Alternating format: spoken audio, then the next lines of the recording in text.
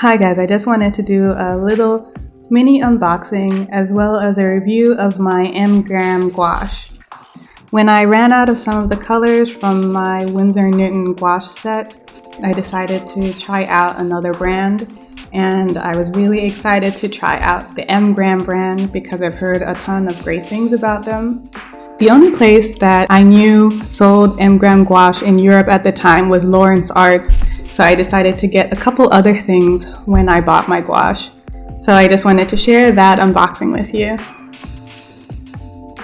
Lawrence Art has these really cool watercolor paper sampler sets. They're really cheap, so I got one of Khadi Papers, which is a handmade paper from India, and another one which has tons of Solders and Waterfords and Royal Watercolor Society watercolor samples. So I even got to try some 600 GSM paper, which is really awesome. A little bit about M-Gram Artist Gouache. They come in 15 milliliter tubes. They are made in the USA. They are available in sets and open stock. There are a total of 35 colors, and every single one of those colors has a really high light fastness. Actually, only 4 of the colors have less than perfect light fastness, at least according to their ratings. So the colors that I got were Quinacridone Rose, Hansa Yellow, Phthalo Cyanine Blue, Raw Sienna, Burnt Sienna, and Lamp Black.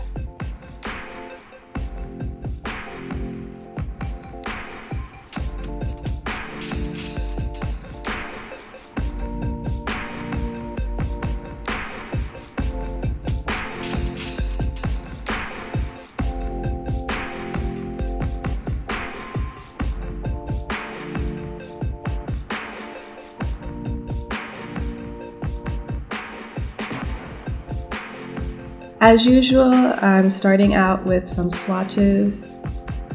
First is Hansa Yellow. You can see that this color is not entirely opaque, but yellows normally aren't very opaque anyway.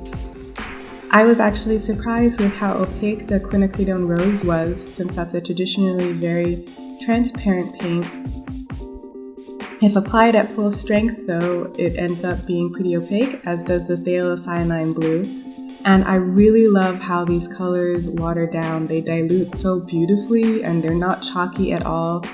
They basically look like watercolor when you add a little bit of water to them. The Raw Sienna, Burnt Sienna, and Lamp Black are all totally and completely opaque. They completely cover the black part, so there's no problems with that. They're also just lovely colors.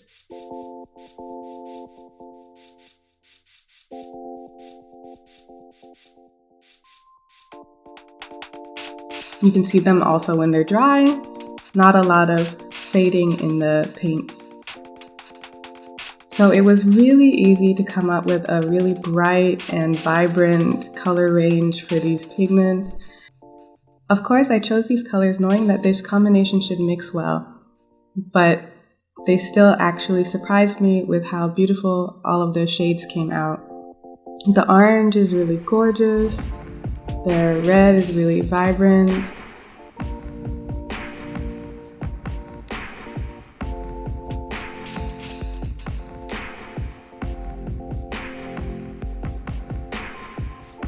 Actually, the purples were so pigmented that they end up looking almost black. You have to water them down a little bit in order to actually see the real color.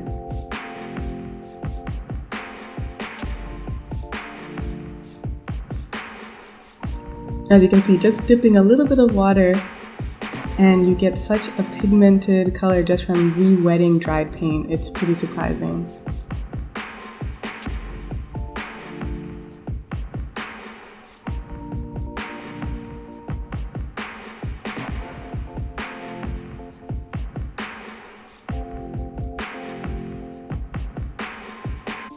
There's no muddiness here at all.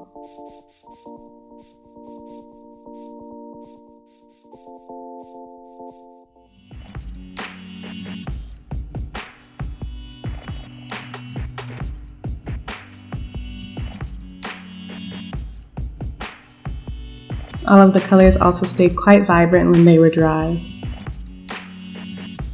I'm doing a few more tests first. I'm just swatching out each of the primary colors so that you can see how they lay down.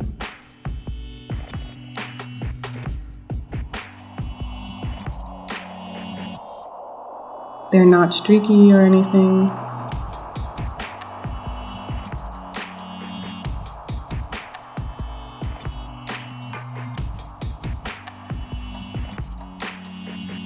The colors blend together really well. As soon as you add the second color, you can see that it's starting to change into something else. Actually, I realized that I need to water down the gouache a little bit more because they're so pigmented that it's difficult to get the true color when you just put them on, even just only slightly diluted. You can see the color much better when it's much more diluted.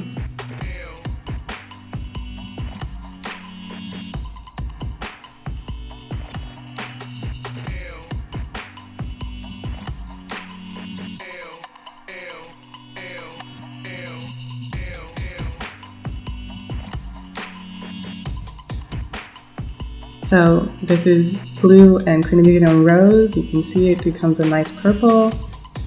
So look at that thaliocyanine blue. Even when it's really diluted, it's so vibrant.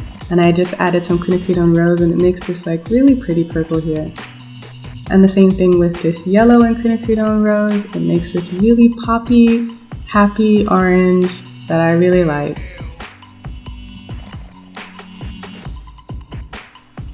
Since this is gouache, I thought it was important for you to see how it dries, since gouache has a tendency to dry darker or lighter than when you put it down.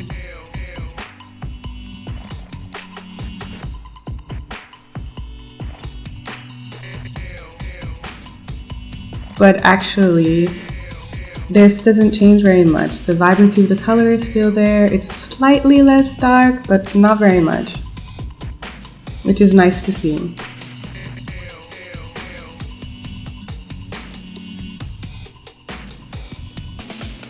So this is going to be a side-by-side paint out of Winsor & Newton gouache and M. Graham gouache. I thought it would be good to have a comparison.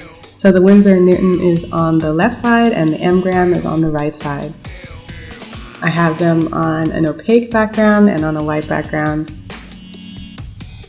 I put them on pretty thick at first and then I start diluting the paint about halfway so that you can see what that looks like.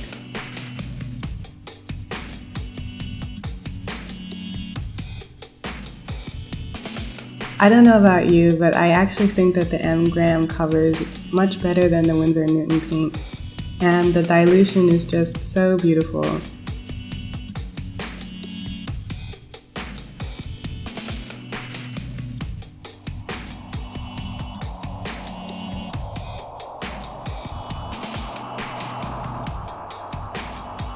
So it's weird because these are both the exact same pigment. This is how you can see that the Winsor & Newton uses opacifiers and lighteners because the color is so much lighter for this thaliocyanine blue. I decided to do a painting of a scarab or a beetle. It was like very colorful and I thought that this would be a good test for these paints. I also did it on top of a black background. I don't know how good of an idea it was to do it on this background specifically because I tinted this paper with acrylic ink, which made it really difficult for the gouache shed here. However, since these paints are actually pretty pigmented, once the first layer of gouache was down, they were able to sit on top of one another and I didn't really have very much of a problem painting. As you can see, the colors are very bright. It was super easy painting with them, even with my Kolinsky Sable. I can't say that I had any problems at all.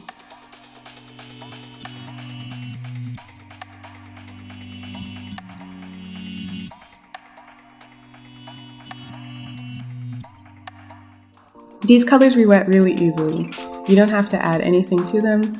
Once there's a little bit of water on your brush, the paints will just reactivate with not a lot of effort.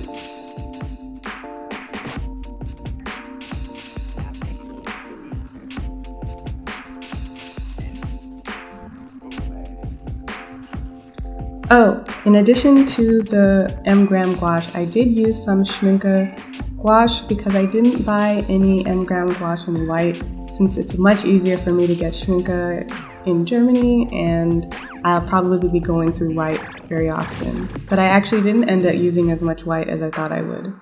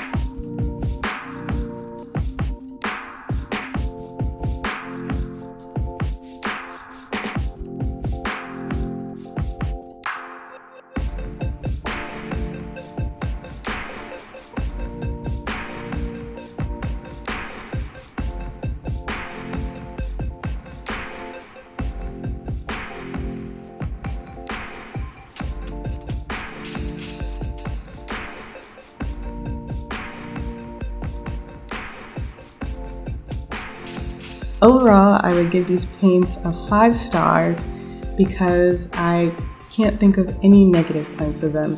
In the United States, they are actually slightly cheaper than Winsor & Newton gouache.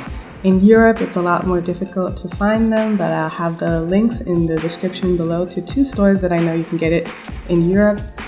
But they are well priced, highly pigment, artist grade, light fast. The company seems to be ethically minded and concerned about the environment.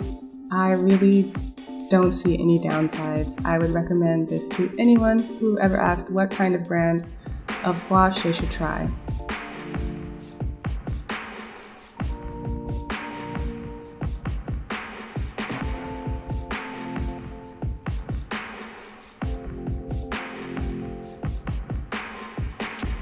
So I hope that this review was helpful to you.